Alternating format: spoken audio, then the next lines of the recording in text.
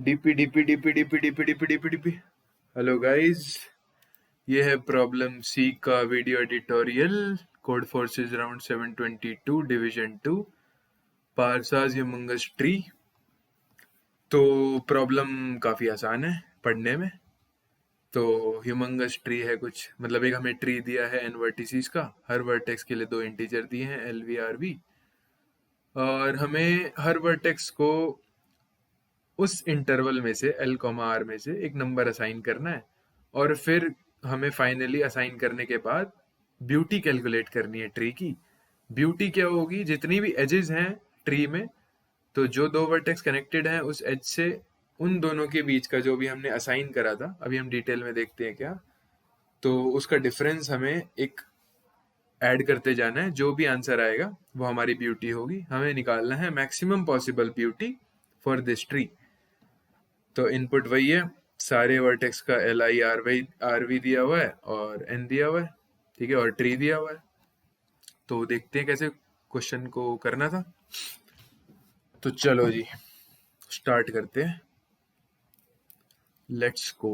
तो अपने को क्या करना है, एक अपने को एन नोड्स का ट्री दिया है और n माइनस वन एजेस होगी, बड़ी नॉर्मल सी बात है, ट्री में n माइनस वन एजेस ही होती है। और हमें हर वर्टेक्स के लिए l v i r v i एक इंटरवल दिया हुआ है इंटीजर्स का, तो क्लोज्ड इंटरवल है मतलब एल वी। तो इसमें से हमें क्या करना है, चूज वन इंटीजर, और मान लो ये ट्री है तो इसके लिए कोई एल आई आर आई होगा, तो इसको हमें एल आर में से कोई एक इंटीजर उठाकर देना है। मान लो मैंने एल प्लस वन इसमें दे दिया, ठीक है, ऐसे ही इसको कुछ एक्स दिया, इसको वाई दिया। फिर फाइनली हमें हर एज के लिए, जैसे इसकी यहाँ पर मैं बताऊं तो माइनस एक्स ये हो गया इस एज के लिए, और प्लस इस एज के लिए क्या होगा, absolute of L plus one minus Y. ये वैल्यू कैलकुलेट करनी है और इसको मैक्सिमाइज करना है। तो हमें ऐसा कुछ असाइनमेंट, ये जो असाइन करा ना मैंने एल प्लस वन, ओ ओ ओ ओ, ठीक है, तो ये जो मैंने एल प्लस वन असाइन करा है ना एल आर के बीच में या फिर एल आर में से कुछ भी, तो वो यहाँ पर मैं असाइन करूंगा ऐसा कि ये वैल्यू मैक्सिमाइज हो, मैक्सिमम आए, ठीक है। ठीक है जी, तो देखते हैं अब क्या कर सकते हैं। तो अपन क्या कर सकते हैं, अब कर क्या सकते हैं भाई। तो हमारे पास एक पूरा रेंज है, हर वर्टेक्स के लिए एक पूरी रेंज है, और वो रेंज भी काफी बड़ी है। तो मान लेते हैं अपन कि ये कुछ वर्टेक्स है, इसके लिए हमारी रेंज है एल आर, इसमें से कोई एक इंटीजर उठाकर इस वर्टेक्स वी में डालना है। इसका कुछ ट्री है, कुछ होगा, मेरे को नहीं पता, ठीक है। अब मैं इसमें क्या डालूं, ये कैसे डिसाइड होगा, कितने सारे नंबर है एल टू आर, है ना। तो यहाँ पर मेरे को कमेंट में बताना किसने ये अज्यूम करके करा है कि ये वैल्यू सिर्फ एल हो सकती है या फिर आर हो सकती है। मतलब हर वर्टेक्स में या तो एल होगा या तो आर होगा असाइन। तो यही हमारा ऑप्टिमल मैक्सिमम केस निकाल के लाएगा। ये मेरे को कमेंट में बताना किसने ये अज्यूम करके प्रॉब्लम को सॉल्व करा, ठीक है। तो हाँ, ये बात सही है, हमें सिर्फ दो वैल्यू से मतलब है हर वर्टेक्स के लिए, जो एल है और जो आर है। या तो ये असाइन करेंगे या तो ये असाइन करेंगे, जब ये हमारा ऑप्टिमल आंसर आएगा। इसका प्रूफ क्या है मैं बताता हूँ क्या है।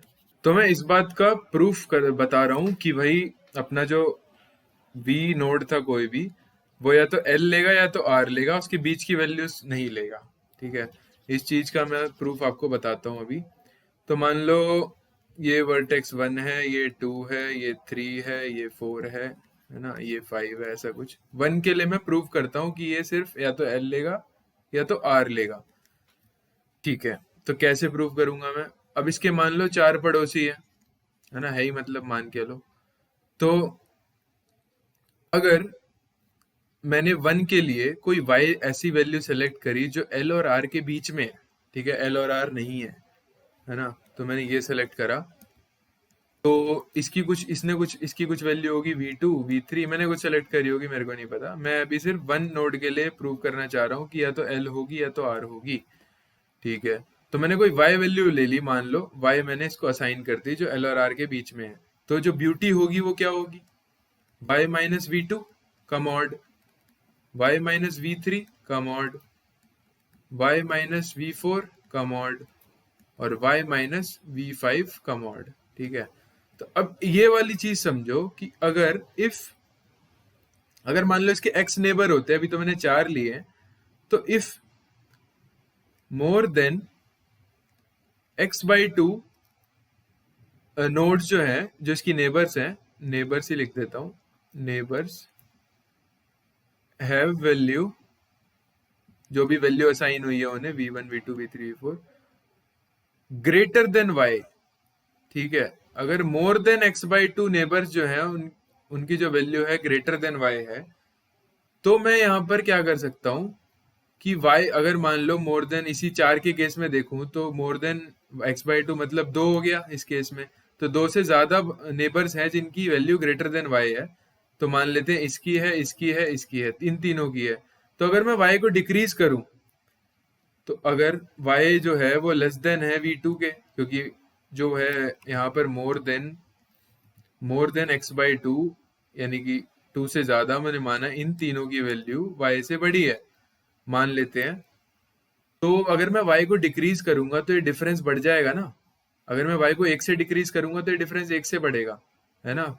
ये भी 1 से बढ़ेगा, ये भी 1 से बढ़ेगा, तो ये 3 से बढ़ गए। ठीक है, 3 प्लस में अगर मैंने y को 1 कम करा तो, ठीक है।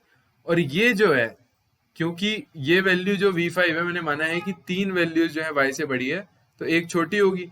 तो अगर मैं y को डिक्रीज करूंगा तो ये वैल्यू 1 से कम हो जाएगी। ठीक है, क्योंकि y यहाँ पर बड़ा था v5 से, तो अगर मैं y को डिक्रीज करूंगा तो ये डिफरेंस जो है 1 से कम हो जाएगा। 3 से प्लस हुआ, 1 से कम हुआ, मतलब 2 से प्लस हुआ। तो यानी कि मेरा फायदा था कि मैं y को छोटा ले लूं, तो मेरा ज्यादा आंसर आ रहा था। तो मैं y को जितना छोटा लूंगा उतना मेरा आंसर जो है, वैल्यू जो है, सम ऑफ वैल्यूज, अगर मैं इसे सम कहूं, उतना मेरा सम जो है इंक्रीज हो रहा था। तो मैं y को मिनिमम ही तो लूंगा, l बीच का क्यों लूंगा, है ना। अगर if more than x by two neighbours have value greater than y।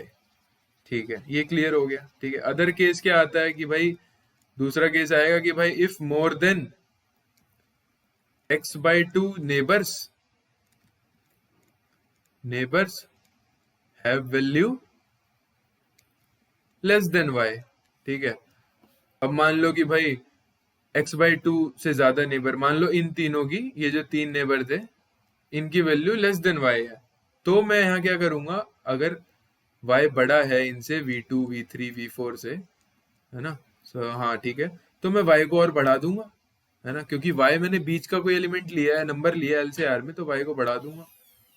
तो मैं y को r ले लूंगा, तो r लेने से मेरा ये वैल्यू जो है मैक्सिमम आ जाएगा। y इंक्रीज सम इंक्रीज। तो एक तो ये केस हो गया। तीसरा केस हो गया कि अगर मेरा ये जो है more than x by two है ही नहीं, मतलब x बाई टू जो है वो लेस है, x बाई टू नेबर जो है लेस देन y है, ऐसे लिखता हूं मैं, x by two less than y, और x बाई टू नेबर है जो ज्यादा है y के। तो मैं y को बढ़ाऊंगा घटाऊंगा फर्क नहीं पड़ेगा, क्योंकि इसमें +1 हो जाएगा, इसमें -1 हो जाएगा, तो वो बैलेंस हो जाएगा। तो उस केस में मैं l लूँ या r लूँ फर्क नहीं पड़ रहा। तो मेरे को पता चल गया कि l या r ही वैल्यू लेंगे तो ही हमारा ऑप्टिमल आंसर आएगा। तो अब एक ट्री है अपने पास, कुछ भी ले लेते हैं ऐसा कुछ। अब इसकी मेरे को पता है l या r होगी, इसकी भी या तो l होगी या r होगी, या तो l होगी या r होगी। सबके लिए हमें दिया हुआ है l r क्या पॉसिबल है। तो अब इसमें ग्रीडी सॉल्यूशन हमें मैक्सिमाइज करनी है वैल्यू, है ना। कुछ डिफरेंस जो है इन सब की वैल्यूज का जो डिफरेंस होगा, v1 v2 है, मान लो ये v3 है, तो हमें ऐसे v1 माइनस v2 का mod plus v1 minus v3 का मॉड, जिसमें एजेस है ना, उन वर्टेक्स के वैल्यू का मॉड जो भी असाइन करा है उसका सम के वैल्यू को मैक्सिमाइज करना है। तो मैक्सिमाइज वाले केस में ना, या तो ग्रीडी लग रहा होता है मैक्सिमम क्वेश्चन में, या तो डायनामिक प्रोग्रामिंग लग रही होती है। तो अपने को पहचानना होता है, या सिंपल लॉजिक होता है, तो ये समझ में आना चाहिए। सिंपल लॉजिक से तो ये होगा नहीं, क्योंकि यहाँ पे 2 की पावर एन ब्रूट फोर्स है, तो कोई लॉजिक तो बनेगा नहीं यहाँ पर। तो ऑप्टिमाइज करने के लिए ग्रीडी यहाँ पर वर्क नहीं करेगा, क्योंकि अगर ग्रीडी आप लगाना चाहोगे तो आप इसको मान लो एल ए आर में से एल दे दिया आपने, इस वर्टेक्स को असाइन कर दिया, तो यहाँ पर इस एल के लिए फिर इसके लिए कुछ वैल्यू है, क्योंकि मैक्सिमाइज करना है तो इस एल और आर में से कुछ एक ही चूज करना पड़ेगा। फिर यहाँ पर जो चूज करेगा, मान लो एल आर करा, तो उसके चक्कर में फिर यहाँ पर शायद एल चूज हो, यहाँ पर भी एल हो, तो फिर बाकी यहाँ जगह पे फिक्स हो जाता है आंसर इस जगह पे चूज करने से। तो इससे जो है ना अपना आंसर सही आएगा नहीं ग्रीडी से। अब मैं से आपको एग्जांपल देके समझाने लगा तो ज्यादा लंबा हो जाएगा, आप सबमिट कर लेना, ठीक है। जब भी आपको लगे ना कि ग्रीडी यूज हो सकता है, आप सबमिट करो, आंसर आपका रॉन्ग आ जाएगा, आप अपने आप समझ में आ जाएगा। टेस्ट केस भी देख लेना कौन सा गलत है, ठीक है। तो यहाँ पर लगेगा डीपी। अगर किसी ने डीपी ऑन ट्रीज के प्रॉब्लम सॉल्व करी हैं पहले, तो उसके लिए प्रॉब्लम कुछ भी नहीं थी, ठीक है। इजी है उसके लिए बहुत ही है, क्योंकि ये बहुत ही स्टैंडर्ड प्रॉब्लम है डीपी ऑन ट्रीज का। जिसने नहीं करी है मैं नीचे डाल दूंगा डिस्क्रिप्शन में अपना वो आर्टिकल का लिंक, पढ़ लेना, प्रैक्टिस कर लेना। किसी ने नहीं करी तो पहली प्रॉब्लम यही कर लो, क्योंकि ये बिल्कुल स्टैंडर्ड प्रॉब्लम है। तो भागना मत डीपी से डर के, फिर नहीं तो अगली बार भी नहीं कर पाओगे और उसके आगे भी नहीं कर पाओगे, हर बार डीपी से डरते ही रह जाओगे, ठीक है। तो इसमें करना क्या होता है, हम कहते हैं कि भाई हमारा आंसर जो है या तो एल होगा या आर होगा। तो मैंने कहा दो चीजें हैं, दो स्टेट पॉसिबल है पर हर नोड की, ठीक है। तो मैंने कहा भाई डीपी वर्टेक्स 2, क्योंकि हर वर्टेक्स के लिए यहाँ पर दो स्टेट है कि या तो वो एल लेगा या तो आर लेगा, है ना। तो मैंने क्या करा, मैंने डीपी वर्टेक्स 2 को डिफाइन करा कि मैक्सिमम ब्यूटी, ब्यूटी वही अपना डिफरेंस का सम, obtained for subtree of vertex। तो वर्टेक्स यहाँ पर मैं अलग से ले लेता हूँ, डीपी वी जीरो की बात करें अगर हम यहाँ पर, तो ये मैंने ऐसे डिफाइन करा। डीपी वी जीरो का क्या मतलब, maximum beauty obtained for subtree of vertex v if l is selected, या l is, if value l is assigned, ठीक है। अगर v को मैं l असाइन कर दूं तो dp v0 मेरे को बताएगा मैक्सिमम ब्यूटी ऑब्टेन्ड, और dp v1 क्या बताएगा, ये बताएगा यही maximum beauty obtained for subtree of vertex v if value l, sorry r, if value r is assigned, value r, ठीक है। तो ये दो स्टेट मैंने उठाई और मैंने सॉल्व कर दिया प्रॉब्लम। अब कैसे हो रहा है काम, कैसे हो रहा है ये देखते हैं यहाँ पर इसी एग्जांपल में, कि भाई मान लो इस पे आएगा, मैंने डीएफएस मारा, ये नोड 1 है, 1 2 3 है ना, 4 5 ऐसा कुछ है। तो 4 पे आया, उसने कहा भाई मेरे को यहाँ पर कैलकुलेट करने दो कि अगर मैं डीपी 0 उठा रहा हूँ, क्या उठा रहा हूँ, हाँ 4 में एल को ले रहा हूँ या फिर आर को ले रहा हूँ, तो मेरा क्या आंसर आ रहा है वो मेरे को बता दो, ठीक है। तो यहाँ पर तो कुछ नहीं आएगा, क्योंकि इसके नीचे तो कुछ है नहीं, इसके नीचे तो कोई वर्टेक्स है नहीं, तो उसके लिए वो निकालेगा नहीं। तो अपना आंसर आएगा यहाँ से, ठीक है, जो लीफ के ऊपर से होंगे। तो यहाँ पर क्या होगा, dp2 0 निकालेगा वो कहेगा अगर मैं यहाँ पर l असाइन करता हूँ तो मेरा मैक्सिमम आंसर क्या आ सकता है। तो मेरा यहाँ पर जो मैक्सिमम आंसर आएगा ना, जब मैं कहूंगा कि भाई 2 को मैंने l असाइन करा, 0 मतलब l, 1 मतलब r, तो यहाँ पर मैक्सिमम आंसर क्या आएगा, मैंने मान लिया यहाँ पर l है, तो मैक्सिमम आंसर आएगा भाई कि l है, तो l माइनस, अगर मैं इसको उसकी जो नेबर वाली नोड है उसको मैं प्लस इक्वल होगा, क्योंकि हर नेबर के लिए ऐड होगी ये चीज, इसमें 2 के हर नेबर की वैल्यूज ऐड होगी। तो l माइनस, इसको अगर मैं l दे दूं, ठीक है, इसको अगर मैं l दे दूं तो l अभी 2 है, l2 माइनस l4, ठीक है, प्लस dp ऑफ 4 0, क्योंकि मैंने इसको l असाइन करा है तो मैं इसके सब ट्री की l पे मैक्सिमम वैल्यू जो आ रही है वो निकाल रहा हूँ, वो ऐड कर रहा हूँ, ठीक है। या तो ये आएगा या कॉमा, मैं यहाँ पे लिखता हूँ, या तो ये आएगा या तो आएगा L माइनस L2 माइनस, अगर मैं इस वाले को कलर चेंज करते हैं, इस वाले को अगर मैं R दे दूं, L दिया तो ये आएगा, R दूं तो क्या आएगा, R दूंगा तो L2 minus R4 plus DP4 1, ठीक है। अब मैंने इसको R असाइन कर दिया है, तो R असाइन में इसकी मैक्सिमम वैल्यू कितनी आ रही है इसके सब ट्री में, ठीक है। अगर मैं इस पे R असाइन करता हूँ तो वो ये बता रहा है, तो ये दो वैल्यूज का जो मैक्सिमम होगा ना, वो मैं ऐड कर दूंगा अपनी DP20 में, ठीक है। ऐसे ही मैं इस नेबर के लिए भी ऐड करूंगा इसका मैक्सिमम निकाल के, और फिर ऐसे ही मैं सबके लिए करूंगा। तो मेरे पास रूट के लिए क्या आएगा, इस नोड के लिए, इस नोड के लिए मैं यही सेम चीज कर रहा हूँ, तो मेरे पास रूट के लिए क्या आ जाएगा, DP10 आ जाएगा, और DP20 आ जाए 1 आ जाएगा, है ना। तो जीरो क्या है कि भाई L लेने पे क्या मैक्सिमम आ रहा है इसकी सब ट्री में, और R लेने पे क्या आ रहा है इसकी मैक्सिमम सब ट्री की ब्यूटी। तो 1 जो रूट है हमारा, रूट की सब ट्री तो पूरा ट्री होता है, तो अपना आंसर जो होगा इसका मैक्स हो जाएगा, है ना। तो फटाफट कोड देखते हैं। हौसला मत हारना, डीपी ऑन ट्रीज का क्वेश्चन था, काफी आसान था, अगर कभी नहीं करा होगा तो नहीं स्ट्राइक करता। इस बार कर लो, पहला क्वेश्चन ये कर लो, और भी प्रैक्टिस कर लो, लिंक डाल दूंगा नीचे, ठीक है। छोड़ के नहीं भागना कि भाई नहीं होगा, डीपी आ गई, डीपी आ गई, है ना, डीपी डीपी डीपी करके जाएंगे डीपी को। तो क्या करेंगे अपन, हर टेस्ट केस के लिए सॉल्व फंक्शन कॉल करेंगे, और सॉल्व फंक्शन में क्या एन एन आ गया अपना।